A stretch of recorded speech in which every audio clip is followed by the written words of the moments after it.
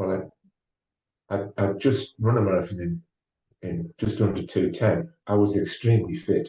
I wasn't sure if fitness what I needed to do was to recover. And I spent 2 weeks fairly easy, and then felt like I started my training for the Los Angeles Olympic Marathon. And you don't, I think a lot of runners fear they're going to lose all their fitness if they have a couple of days off. It doesn't work like that. You don't lose much by just taking it steady for a couple of weeks, but you get much fresher. And so I went into my preparation for Los Angeles very excited, obviously realizing the sort of level of competition I was going to be up against. But I trained well. I thought a great deal about how I was going to train, but I also did a lot of mental preparation for it. And that involved a process where I convinced myself that I was good at the marathon. It was clear I was good at the marathon, but because it was a fairly new event, I didn't know how good I could be. And we all have this kind of self-awareness of what we are and what we're capable of. And I was very aware of that 10,000 meter runner, because I was a good 10,000 meter runner, but I was never going to be great because I just didn't have the speed. And I had this sort of ceiling on what I could achieve at that in my mind and subconscious mind. But at the marathon, I was able to convince myself that I didn't know where the ceiling was, because I'd run two, I hadn't been beaten, and it was the event that suited me best, and I was still learning it, and I could be better. And in the biggest race there is, the Olympic Games, I thought, well, why wouldn't I run the best race of my life in the biggest race of my life? And I don't know what I can achieve. So I didn't make any commitment to what I was going to do. I didn't say, Charlie, you've got to win a medal or anything like that. I just opened up the possibility in my mind that I didn't know where my limits were in the marathon. So anything might happen. And I think you can probably only do that once in your life, to be in a position where you have you've got a new event, you don't know how good you can be at it, but you've made the Olympic Games or a World Championship or a major event at that event.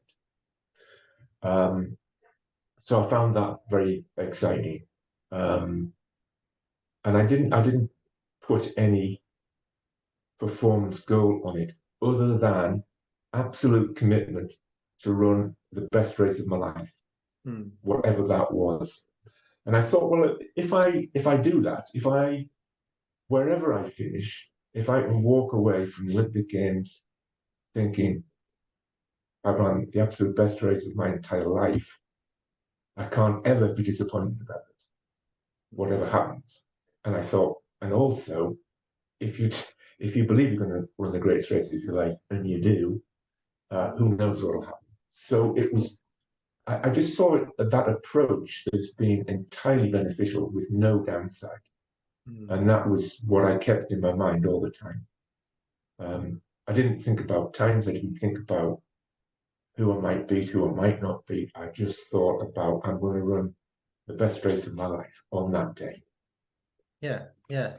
It's what you actually, I think, it went on to do. Yeah.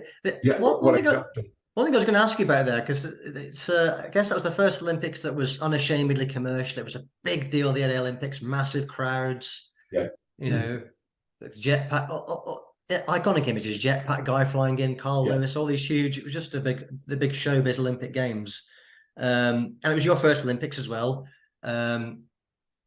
How do you contain the excitement of it? Because even the last event is the marathon as well. So you're part of the experience the whole 2 weeks or so. And looking at that race on YouTube now, crowds are massive on the route. You know, from Santa Monica onwards, people waving the flags, and it's a very excitable American crowd. How do you manage to keep a lid on things when you've got to do something as, you know, where you need to much discipline as you in a marathon? Well, I just had to stay completely focused. it was really interesting being in the Olympic Village, because when I first got there, um, it was a week before the games had been going for a while. But I arrived a week before, or maybe 6 days before my race, and still there were lots and lots of people competing, and it was fairly. There was this sense of all these great competitors getting ready to compete. But as each day went by, more and more people had finished their events, and the whole atmosphere in the village turned to everyone being relaxed and partying and being on the very last day when there was hardly anything else on. As my race got closer and closer, that whole atmosphere changed to party time for most people, and it just had to stay utterly focused. And that my focus was so intense, it was kind of a problem, because I just couldn't think about anything else. And I ease off my training a lot in the week coming up to the marathon, so I'm not using up energy. I went for some runs, but nothing very intense. And I would try to go and watch movies, and I couldn't. I would forget what was happening, because my mind would just go back to the race. I'd try and read a book, and I could read one paragraph, and I'd have to read it again, because my mind I couldn't get the race out of my mind, which made me very nervous. But it shut out everything else as well. And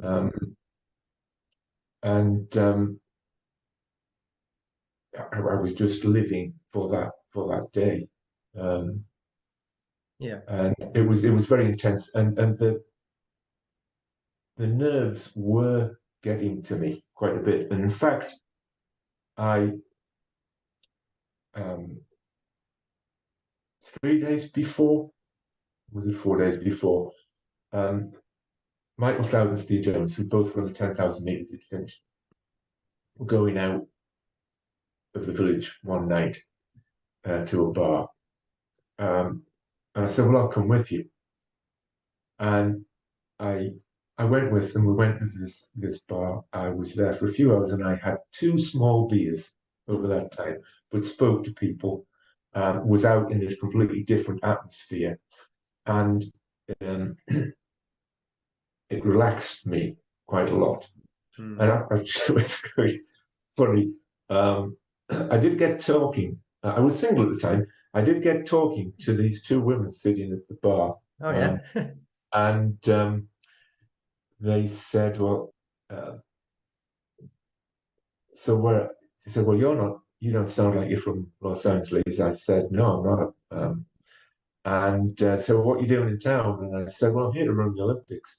And they looked at each other and said, you guys need to come up with a better line than that. Everybody we meet in town is telling us the same thing. That's actually a true story. They would have been amazed if they'd have watched TV a few days later then. Yeah, I think they did. But that's absolutely true. Great. So I felt like having a couple of beers 4 nights before the race was going to be far less detrimental than getting more and more nervous. And it did actually take my mind away from it a bit. I was more relaxed. Yeah. I was a bit more relaxed the next day. And I just think that you've got to get nervous and have some adrenaline, but you can completely overdo that.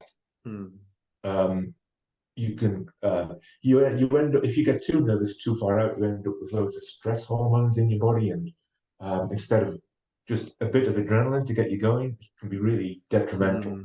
So being very focused was important, but not getting too nervous is important as well. And it was kind of balancing that, which is difficult. But, yeah. But the race itself, a really exciting race. You're in the lead group for a long way. There's more favoured names in there, like the Australian Di Castella was I think he was a world champion. Well, Salazar was the big American favourite, but they dropped off.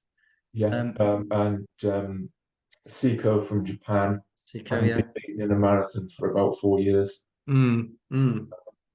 and then there was Carlos Lopez, Yeah. who was running about his third marathon as well, but he was one of he was the double world cross country champion, Mm. and had set some of the fastest ever times at 10,000 meters on the track. There were absolute stack of top people. They were saying at the time this is one of the best or the best marathon field ever assembled. Mm. Um, and When did it become clear to you you're gonna get a medal then? um, When did you start to get really quite hopeful about that? at, at the 37-kilometer mark, 5 kilometers to go, Yeah. that was when it crossed my mind that Mm. I'm going to get a medal if I can keep going. Mm. But I've done the same sort of thing in my first two marathons of letting people go because they're going too fast and pulling them back. But I changed that completely in this race because there were so many good guys there. I thought I can't let them go, and we ran along at a decent pace for about 10K, and then a couple of the African guys, because they were very fond of doing this at the time, just really surged. And I thought, oh, that's crazy going so fast in this heat because it was very hot. And then I saw Di Castella kind of step round someone and go after them. And I said, no, I can't let these people go. So I really had to pick up the pace for a mile and a half. And I got onto this leading group of about 12. And then the pace slowed back to probably what we'd been doing before. But there was a gap behind us. I was in this leading group of about 12, but making that aggressive commitment to not letting them go and going with them. And then that group ran together for a very long way. And I was feeling fine. You know, we